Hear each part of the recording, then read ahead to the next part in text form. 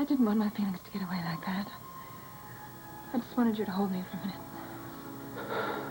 We all have feelings. Can't apologize for that. But it's not right, is it? We can't be ashamed of them. I'm so sorry I kept you this late. I know you have an early morning flight, Michael. I can sleep on the plane to New York. I don't want to leave you like this. You want to sit down for a few minutes? Yes, I do. Please do.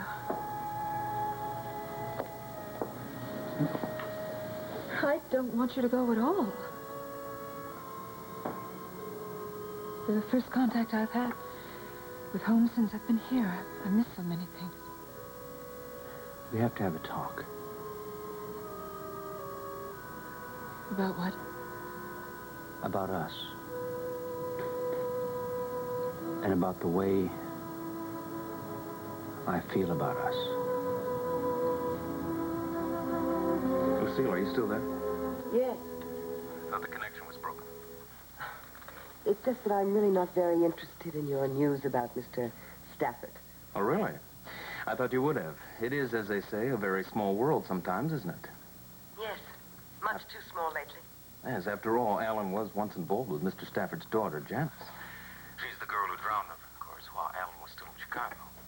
Ross, did you call me here to tell me that? Well, you were very close to Alan's father at the time. I have already told you. Brandon never mentioned that girl to me, or Alan's involvement with her. Yes, so you did.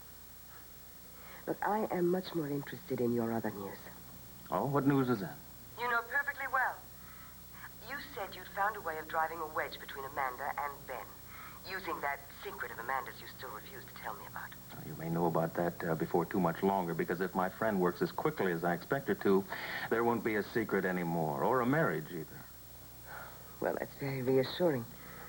I can't wait for Amanda to be free of Ben before he takes her money and leaves her heartbroken and penniless. Yes, I'm rather eager for her to be free of Ben myself. Well, I'm relieved to hear that. I was beginning to think you'd lost interest in helping me with the problem of Ben McFarren. Yes, well, perhaps I did for a little, but things have changed. I mean, Ben did something earlier that makes me distrust him even more. What was that? Lucille, it's too complicated to go into now. I've got to join the others at dinner before Alan and the rest of them come in here to see what's delaying me. Now, I don't want them finding me talking to you because Ben and Amanda are here, too, and I'm not supposed to know where you are, you know. Yes, I know. So I'll say goodbye now. Wait, just a moment, Ross. Now what? I'm taking a plane back to Springfield tonight. Ah, the specialist you're seeing down there has finally finished treating you, then? I don't find that amusing, Ross. I'm sorry. Now, just make sure you destroy your plane tickets and the Palm Beach hotel bill, because I don't want us caught in a blunder like that after I've lied to Ben and Amanda to cover up for your sudden trip to Dallas. You're being very well paid for that. You remember I've left you everything I own except the house and the grounds? Oh, I haven't forgotten that, Lucille, not for a minute. Good. Of course, you might try to write a new will with another lawyer when you get back. I wouldn't dream of such a thing. No, you'd better not, or I'd be forced to tell Ben and Amanda all I know, and then you'd lose her forever. And after everything you've done to make sure that never happens. I love this place. I thought you would. I have to keep reminding myself that I've come home to Springfield. I keep feeling like a visitor on vacation. Well, that'll change when you start working again. I'm not sure I want to. Why? It's a very nice feeling. A little unreal, though.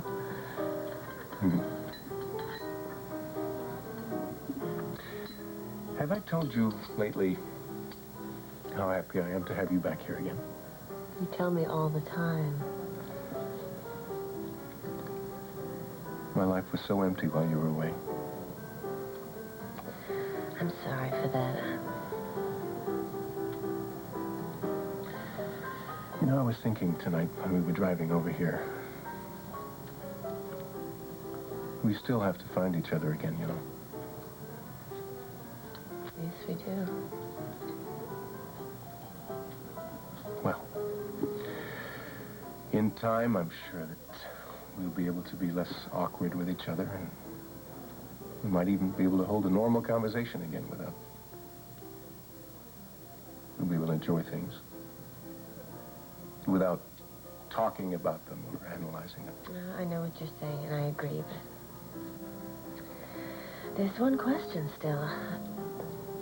I'm not even sure I should ask it. All right, what is it, Rita? Tell me, whatever's on your mind. All right. What if we find out that we can't really ever get back what we once had together? And what happens then?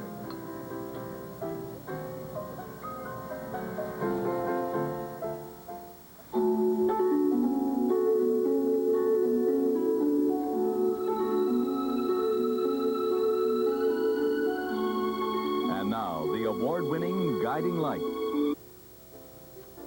And I'm not being negative. I'm just trying to be realistic. I know. But it's a little early to judge things like that. We've got to give it more time. Well, I've enjoyed every minute I've spent with you since you got off the plane in Bluefield. I have too. But, you know, as we go along, we're going to have to sit down and talk about everything that went wrong in our marriage. And objectively. Look, I knew when we got back together again that things might not work out the way we'd hoped. I think we both did. But I think we should take the positive approach and believe that things will work out. Are we running a very big risk of being terribly disappointed if they don't? I couldn't face that. Neither could I. So we'll just have to work very hard to make sure that it does work. Well, we may not be able to stop it. Well, let's not talk about that tonight, huh? Ed, I'd still like an answer. It's all right. If we have to admit down the line that it just isn't going to work out, I think we're both adult enough to accept it and not be bitter, because at least we tried. If we hadn't tried, we would have lost anyway, because we both know it would have ended up in divorce. That answers my question. Thank you. You're welcome. So, what would you like to do for the rest of the evening? I don't know, what time is it? A little after 8. Well, why don't we, drive back into town and then see how we feel? Fine.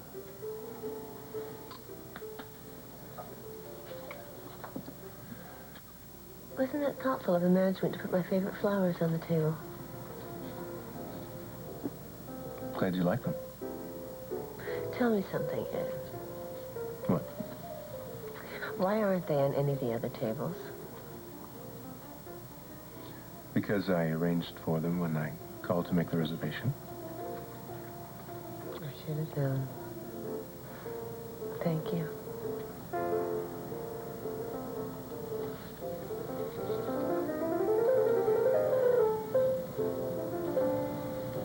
You see, we're all pleased that you came tonight. Well, I'm happy to be here. I thought you'd be here when I got in here, Holly, but you were off doing your volunteer work somewhere, and I guess Chrissy was playing with a little friend next door. Did you feel deserted? No, I just wanted to spend a little time with you, Chrissy. Oh, I'm sorry, but I thought you and Mother should have a nice, quiet dinner together.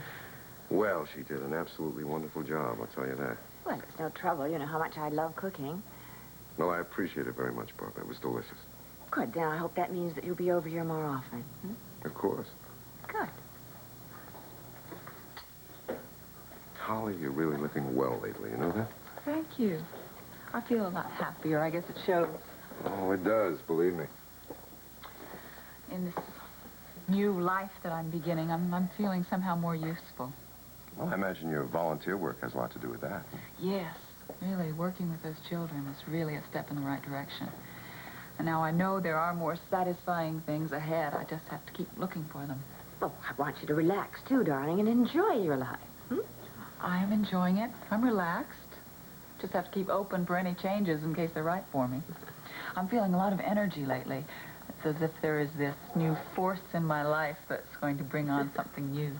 And you really don't know what that is? No. I'll keep looking for it. There is something I wanted to talk to both of you about, especially you, Adam. Sure. I don't want you to misunderstand why I feel I should do this. Well, what is it, Holly?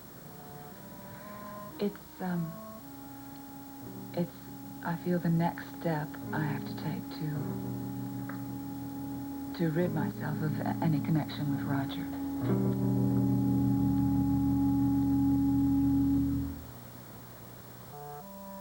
I realize tonight that everyone knows me as Holly Thorpe. Naturally, it's the name I gave. It's my legal name, which would have changed if I had married Peter. And now you want to change your name legally? Yes. Can you understand why? Of course I can, Holly, and I think you should do it. I mean, it's not a very complicated procedure. I just wouldn't want you to misunderstand the reasons why. No, I do understand. Believe me, Holly. After all, it is your name, as well as yours. Yes, but I never thought of my name in connection with Roger.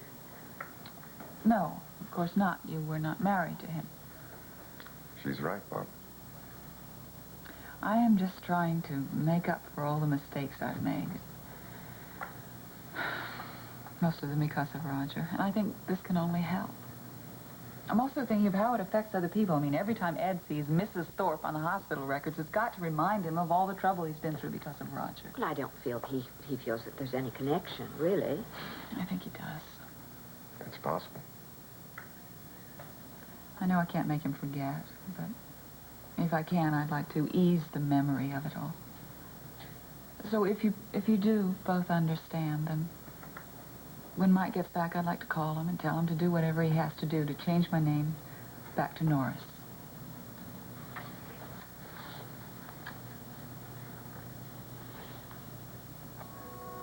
You know, when I was in France, I took a trip that I'd promised myself for a long time. I went to a small town in Brittany where Renee had been brought up, and I visited the graveyard where she'd been buried. I knew you were close. I didn't realize you were that close. I didn't either until I lost her.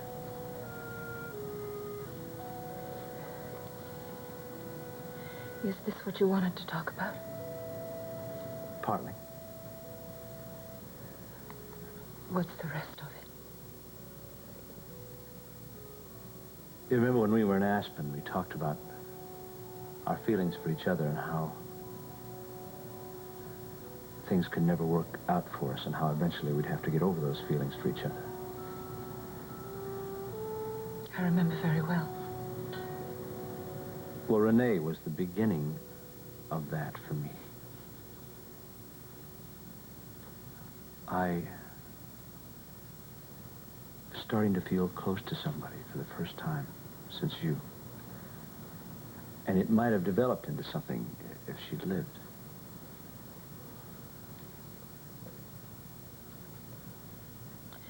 I very much wish that it had.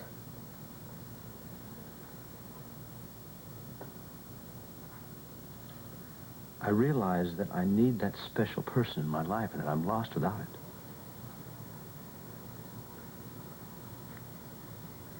Then I hope very much you find it. You'd serve the very best life has to offer.